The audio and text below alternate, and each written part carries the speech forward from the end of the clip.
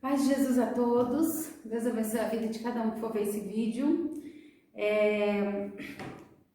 Este vídeo agora vai ser sobre Atos.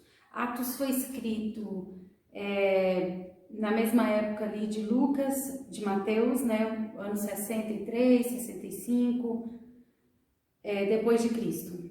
O nome é Atos dos Apóstolos, né? Começa então com a ascensão de Jesus.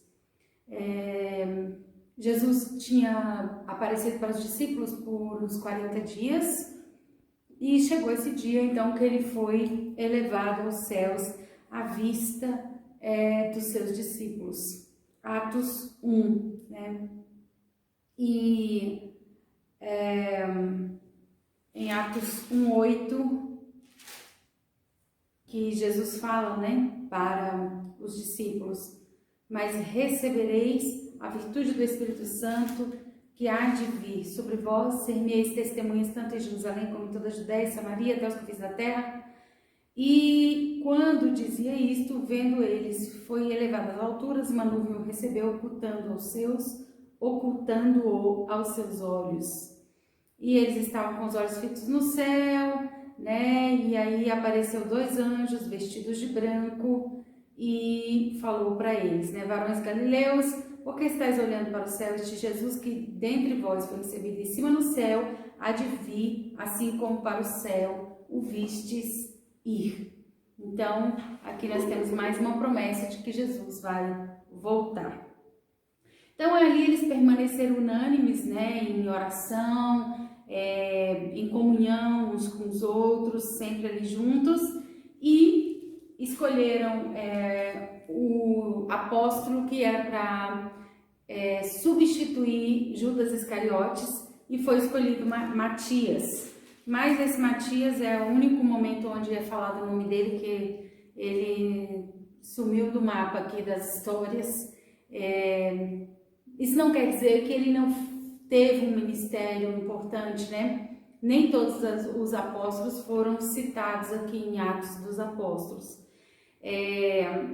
E a partir do capítulo 2, começa mesmo assim os Atos dos Apóstolos com força total. Porque no capítulo 2 tem a descida do Espírito Santo, eles estavam, né, reunidos num local e foram cheios do Espírito Santo e começaram a falar em outras línguas. E ali Jerusalém estava cheio de pessoas de outras nações e eles entendiam o que estava, que cada um ali estava falando em línguas, eles entendiam na sua própria língua. Então, nessa descida do Espírito Santo foi algo que causou bastante alvoroço, né? Então, tem o primeiro discurso de Pedro, capítulo 2, a partir do versículo 14. É um discurso tremendo. E depois desse discurso, né, no final do capítulo 2, tem a conversão de muitas pessoas, as primeiras conversões. E a conversão era baseada na mensagem: arrependei-vos, arrependei-vos, e cada um seja batizado em nome de Jesus Cristo e recebam o Espírito Santo. Essa era a pregação que levou as pessoas à conversão, né? Então ali, naquele primeiro discurso de Pedro, foram convertidos centenas e alguns milhares de judeus se converteram. Não só de judeus, porque, como eu falei, a cidade estava, por causa de uma festa, né, religiosa, a cidade estava cheia de pessoas de outras nações também. Como eu falei, pessoas que eram de outras nações, eu falei em outro vídeo, né, no vídeo anterior, pessoas eram de outras nações, mas elas se convertiam ao judaísmo. E aí, durante as festas judaicas, elas iam para Jerusalém para participar dessas festas.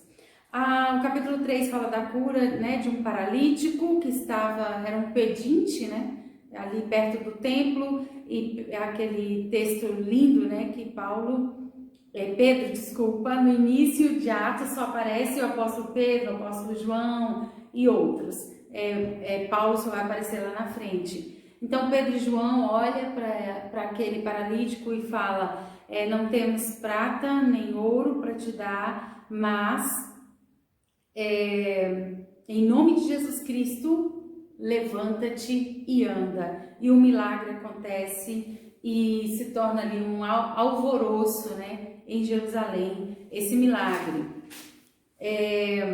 Então Pedro e João são, como é que fala assim, perseguidos pelos fariseus, pelos sacerdotes, por causa desse milagre que eles fizeram. No capítulo 4, eles são interrogados, né, por causa desse milagre. Eles são incomodados, eles são perseguidos, e ali aqueles sacerdotes falam para eles não falarem mais do nome de Jesus. Mas Pedro fala, né? Importa obedecermos a Deus, importa falarmos do que Deus tem feito nas nossas vidas. No capítulo 4, versículo 19, fala assim: respondendo, porém, Pedro e João lhe disseram: julgai vós ser justo diante de Deus ouvir-vos antes a vós do que a Deus, porque não podemos deixar de falar do que temos visto e ouvido. Então eles se recusaram a parar de falar de Jesus. E era um tempo ali muito tremendo, eles oravam muito, né? No 4:31 fala que eles oraram, o lugar se moveu e todos foram cheios do Espírito Santo, glória a Deus, e eles anunciavam a palavra de Deus com ousadia, glória a Deus. Pulando aqui para o capítulo 6, tem nesse início aqui da igreja primitiva em Jerusalém, tem a instituição dos diáconos. O diácono, a diaconia era um cargo voltado para a parte administrativa, né, da igreja, para resolver ali as coisas administrativas, divisão ali das doações, das cestas básicas, para ajudar as viúvas, os órfãos, né? Os diáconos ficaram responsáveis por essa parte, para que os apóstolos ficassem dedicados à leitura da palavra, ao estudo da palavra e também à oração. Mas esses primeiros diáconos aqui, que foram 7 diáconos, né? Eles eram assim de um alto nível, né? Um deles era Estevão. Estevão era também um grande pregador, um grande homem de Deus.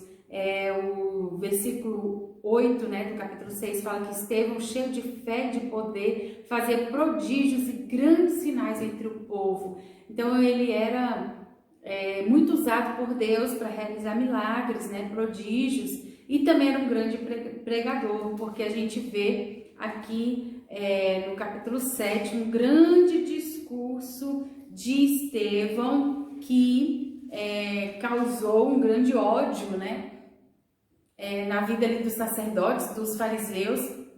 Eles ficaram com um ódio muito forte de Estevão e incitaram o povo a apedrejarem Estevão. Então Estevão é citado aqui como um mártir, né? Ele morreu apedrejado, teve uma visão do céu, que Jesus estava à direita de Deus, em pé, recebendo ele, né? E ele ainda falou no final, Estevão falou no finalzinho, né, do capítulo 7, ele falou: Senhor, não lhes impute este pecado. E tendo dito isto, morreu, adormeceu.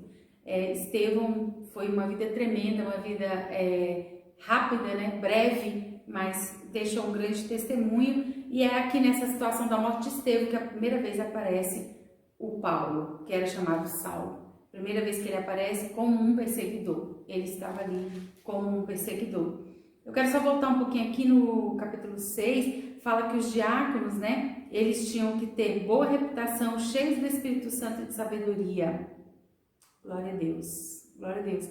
Esse é os requisitos, né, para os diáconos. E quanto mais, né, para pastores e pregadores e etc. Na verdade, seria bom que todos os crentes, né, fossem de boa reputação, cheios do Espírito Santo e de sabedoria. Amém? toma posse na sua vida, lute por isso em nome de Jesus. Então, a partir do capítulo 8, a gente vê que essa perseguição contra Estevão começou, então, a mover as pessoas a pregarem o evangelho mais longe um pouco, né? Começaram a ir para outros lugares, para Samaria, e assim foram alcançando lugares mais distantes, né, de Jerusalém. Então, o capítulo 8 fala sobre a perseguição, né, de Saulo aos cristãos, fala sobre a vida de Filipe. Filipe era um daqueles 7 lá dos diáconos, e ele também era tremendamente usado por Deus. Ele foi lá em Samaria e ele pregou mesmo ali sobre Cristo, e as multidões prestavam atenção, ele fazia sinais, ele expulsava os demônios, e muitos paralíticos e coxos eram curados. Filipe era cheio mesmo do Espírito Santo. E então, quando Pedro e João, né, os apóstolos Pedro e João, viram que os outros apóstolos, né, não só Pedro e João, viram que Filipe tinha pregado lá em Samaria e as pessoas tinham se convertido, então eles foram para lá para poder orar para aquelas pessoas, para que elas recebessem o batismo com o Espírito Santo. Então Pedro e João foram até Samaria e oraram, né, pelas pessoas, e as pessoas receberam o Espírito Santo. Glória a Deus. Aí no final do capítulo 8 tem a história, né, de Filipe. Filipe, amados, apesar de dele não ter o título de apóstolo, mas Filipe era um apóstolo, né? Ele realmente pregou em vários lugares, era usado por Deus para realizar muitos sinais e prodígios, né? E nessa situação aqui, Filipe, ele ajudou um eunuco, né? Que era um mordomo da rainha dos etíopes, e ele praticava a religião judaica, mas ele ainda não conhecia Jesus, não conhecia a palavra de Deus relacionada ao Messias, a Jesus. E Filipe explicou tudo para ele. Esse homem, né, esse eunuco, quis ser batizado, Filipe o batizou, e Filipe tinha uma vida assim muito fora do comum, né? A Bíblia fala que ele ali sumiu, né, da presença ali do eunuco etíope, e ele simplesmente apareceu em outro lugar. A palavra fala aqui no 8:40, e Filipe se achou em Azoto, e indo, passando, anunciava o evangelho em todas as cidades, até que chegou a Cesareia. Então, o Espírito, no versículo 39, fala que o Espírito do Senhor arrebatou a Filipe, e o eunuco não viu mais. Então, o Filipe tinha uma vida assim, fora de série mesmo, né? Assim, ser arrebatado de um lugar, aparecer em outro, né? Coisas mesmo quase que de super-herói. Deus fez algumas coisas, né? Mesmo no Novo Testamento, Deus fez algumas coisas assim, realmente, que a nossa mente não irá compreender. É pela fé, né, que nós cremos no que está escrito aqui. Então, a partir do capítulo 9, pouco vai se falar de outros apóstolos. Vai começar a falar sobre Saulo, sobre Paulo. O capítulo 9 fala da sua conversão. Ele estava indo para Damasco, ele teve uma experiência com o Senhor, ele viu a grande luz, ele ouviu a voz de Deus. O próprio Deus falou com ele assim: Saulo, Saulo, por que me persegues? E aí ele então teve ali uma experiência com Jesus, e Deus o escolheu para ele ser um pregador, para ele ser um apóstolo aos gentios, e não àqueles judeus que estavam, né, por ali em Judá, em Jerusalém, em Israel.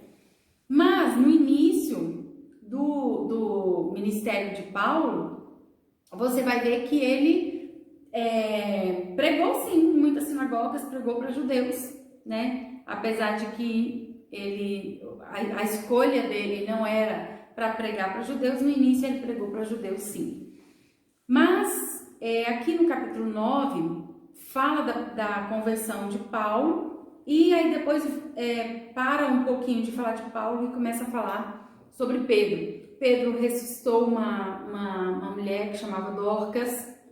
Ela era muito querida e serva de Deus, então chamaram Pedro e Pedro a ressuscitou. Tem a história do capítulo 10 do centurião Cornélio, que era um chefe, né, de uma parte, né, do exército romano, e esse homem era temente a Deus, as suas orações eram ouvidas. Então a história é tremenda. Esse homem tem uma visão de anjos. Aí o próprio Pedro também tem uma visão onde Deus mostra que os gentios também precisavam receber a palavra de Deus, o evangelho. Os gentios não eram impuros, né, como ele achava. Então ele prega ali na casa do centurião e se converte muitas pessoas. E antes de serem batizadas nas águas, elas já recebem o Espírito Santo. Então, como elas recebem o Espírito Santo, né, porque Deus é abundante, né, Deus faz mais do que as pessoas estão esperando. Talvez Pedro pensasse assim, eles primeiro vão se batizar nas águas, depois o Espírito Santo virá sobre eles. Mas não, Deus aqui fez de uma forma diferente, né? Primeiro veio o Espírito Santo sobre eles e Pedro ficou muito impressionado com isso, que eles também falaram em línguas, eles também tiveram experiências, né, espirituais com Deus, e Pedro ficou impressionado com isso. Depois, então, eles foram batizados nas águas. Glória a Deus. Esse é o capítulo 10, essa história aqui do Cornélio. A partir do 11 agora. Pedro, então, ele vai se justificar na igreja de Jerusalém porque que ele tinha batizado Cornélio e todas aquelas pessoas que estavam na casa de Cornélio, que se converteram, né? Então, Pedro vai explicar tudo o que aconteceu, a visão que ele teve e que o Espírito Santo de Deus desceu sobre aquelas pessoas. Então, ele entendeu que o evangelho não era somente para os judeus, mas o evangelho também era para os gentios. No final aqui do capítulo 11 fala sobre a pregação em Antioquia, né? Por causa da perseguição em Jerusalém, eles começaram a ir para mais longe, como eu falei, e eles chegaram, né, até a Fenícia, Chipre, Antioquia, e começaram a pregar nesses lugares, mas no momento eles só pregavam ainda para judeus. Todas essas cidades da Grécia tinham sinagogas onde os judeus se reuniam e era lá que eles pregavam. Então, no final do capítulo 11, fala de Barnabé. Barnabé era também um tipo de apóstolo, né, muito dedicado, de um testemunho tremendo. Ele era cheio do Espírito Santo e de fé, e ele tinha muita facilidade de agregar pessoas. Ele ajudou Paulo no início do seu ministério, né? Porque as pessoas desconfiavam que Paulo não tinha se convertido, e então Barnabé ajudou Paulo nesse início da conversão de Paulo. Foi Barnabé que foi usado por Deus para ajudá-lo. O capítulo 12 é um parênteses aqui na história dos apóstolos, né? Pois fala de Herodes. Herodes, ele mandou matar Tiago, que era um daqueles primeiros discípulos, né, de Jesus. Pedro, Tiago, André, Pedro, Tiago e João. Então, esse Tiago, que era dos 4 irmãos, né, esse Tiago foi assassinado por Herodes e logo no início, né, da igreja primitiva. Então ele não teve um ministério muito longo, justamente porque logo ele foi perseguido e morto. E Pedro foi preso, e a igreja de Deus orava, e Deus deu um grande livramento para Pedro, porque Deus enviou anjo para tirar Pedro, né, da prisão. Coisas tremendas, amados, acontecia ali. E você vai vendo no livro de Atos que as pessoas oravam as pessoas se reuniam para orar, as pessoas oravam muito, então os milagres iam acontecendo. Então essa história aqui de Herodes é terrível, né? Porque Herodes era um grande inimigo dos cristãos, Herodes foi um grande inimigo do próprio Jesus e ele se ensoberbeceu num dia lá, ele fez um discurso e as pessoas falaram, né? Ó, voz de Deus, e ele não se humilhou. Ele recebeu aqueles elogios e no mesmo dia ele morreu comido de bichos. Uma história bem impressionante, né? E triste. Então, a partir do capítulo 13, nós vamos ver várias narrações de histórias que aconteceram com o apóstolo Paulo. No início, o capítulo 13 fala sobre, começa Saulo com Paulo, né? Desculpa.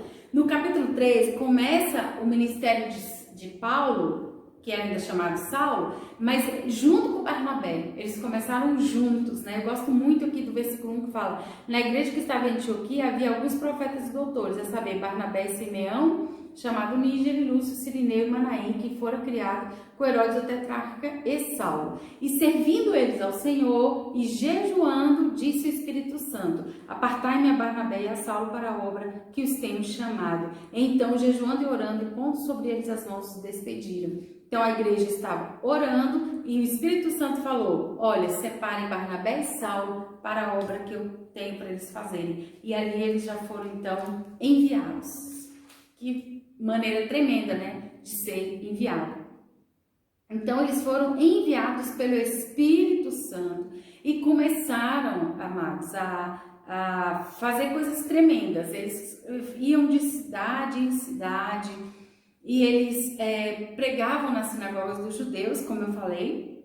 Eles sempre iam nas sinagogas ou acabavam em outros lugares, né, da cidade, encontravam pessoas e começavam a falar do Evangelho e discursavam nas sinagogas e ali chamava a atenção de algumas pessoas e por enquanto então eles estavam pregando para judeus que viviam nessas cidades daquela Grécia, da Grécia ali antiga.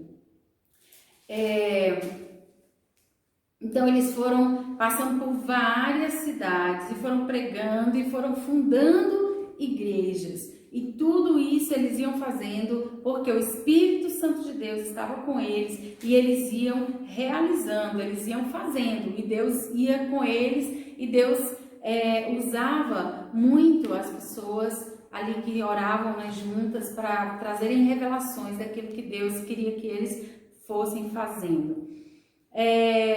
No capítulo 15 tem aquela Assembleia de Jerusalém, onde eles decidem, né, que os gentios não teriam que guardar toda a lei mosaica, os gentios não iam ter que se circuncidar, mas os gentios precisavam apenas crer em Jesus e... deixa eu achar aqui o texto. Eles tinham que se abster das coisas sacrificadas aos ídolos, capítulo 15, versículo 29. Eles tinham que se abster também do sangue, da carne sufocada, da fornicação. Então,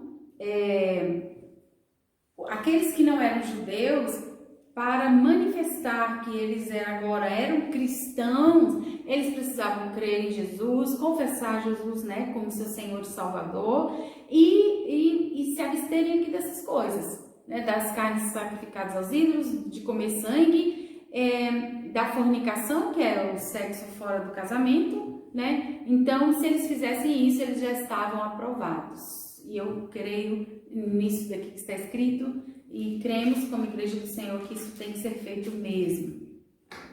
Então, a partir do capítulo 16, Paulo e Barnabé já não estão mais juntos. Eles tiveram lá uma contenda entre eles, isso acontece, né, amados? Isso acontece até nos melhores apóstolos, nos melhores cristãos, isso acontece. Então, eles resolveram se separar. Barnabé foi fazer a obra de Deus para um lado e Paulo, junto com outros irmãos, foi fazer a obra de Deus para outro lado, para outras cidades. E Paulo, então, foi muito usado por Deus para ir fazendo a obra de Deus, e ele, então, abriu essas igrejas que estão lá nas suas cartas, né? Na cidade de Filipos, na cidade de Tessalônica, na cidade até em Atenas, Paulo pregou, né? A Bíblia não fala se ele conseguiu abrir uma igreja em Atenas, que era a capital, né, da Grécia, mas ele pregou lá. Muitas pessoas prestaram atenção na sua pregação, né? Ele abriu igreja em Corinto, ele abriu igreja em Éfeso, todas essas cidades que ele foi passando, que ele foi pregando, que ele foi abrindo igrejas e estabelecendo liderança, estão escritas aqui em Atos, né? Já estou aqui no capítulo 18, aí o capítulo 19 já começa a falar um pouco mais, o ministério de Paulo já estava mais robusto, né? O ministério de Paulo já estava mais conhecido, e ele foi fazendo discípulos, né? E foi em cada lugar que ele ficava, igual aqui no capítulo 19, né?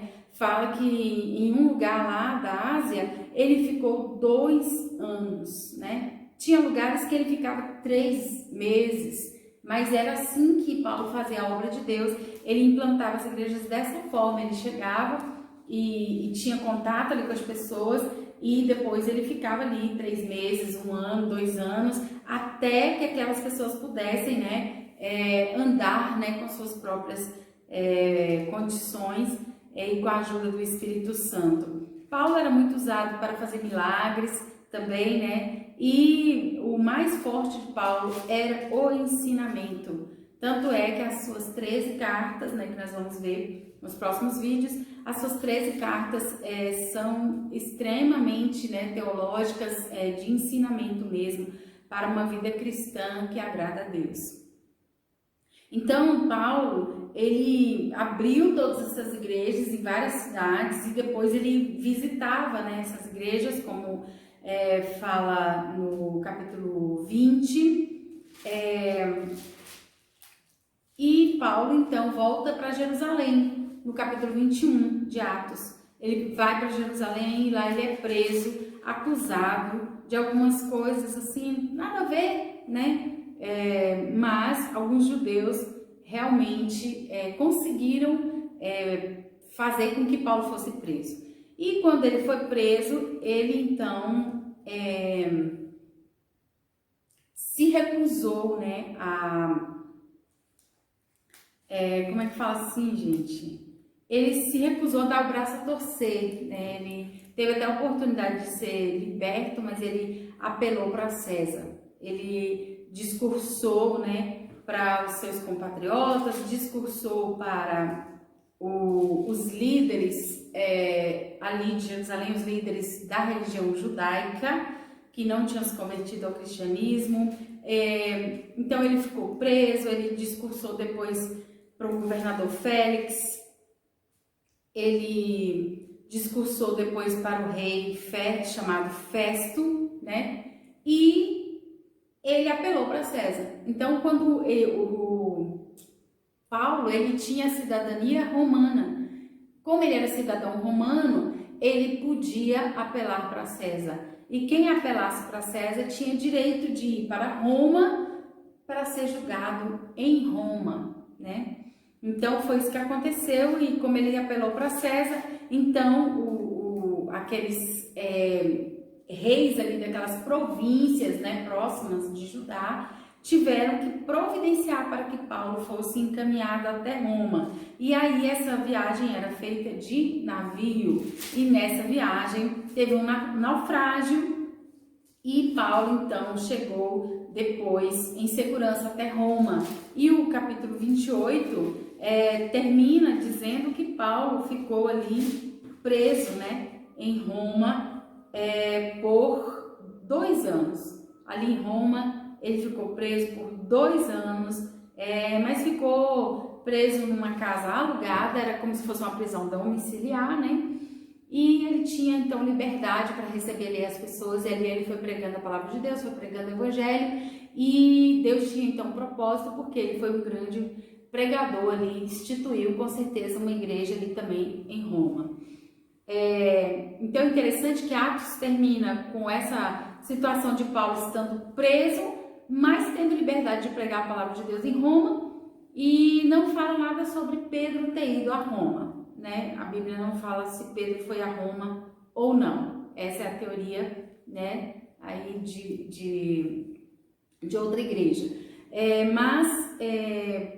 Paulo, essa foi a primeira vez que ele ficou preso em Roma, e a história, né, os historiadores dizem que anos e anos depois, Paulo foi preso novamente em Roma, e dessa vez ele foi morto. Então, nessa primeira vez aqui dessa prisão de Paulo em Roma, ele foi liberto. Ele foi julgado e ele foi liberto. E Deus usou todas as situações na vida de todos esses homens de Deus para que o evangelho fosse pregado e fosse espalhado em toda a terra. E glória a Deus por isso, porque chegou até nós, né? Da igreja primitiva, chegou até o Brasil, chegou até a minha geração e precisa continuar chegando às outras gerações. E que o Senhor nos ajude, né, a termos também atos de pregação do evangelho, atos de espalhar o evangelho, porque para isso nós vivemos, para sermos propagadores da palavra de Deus. Que Deus abençoe a sua vida poderosamente em nome de Jesus.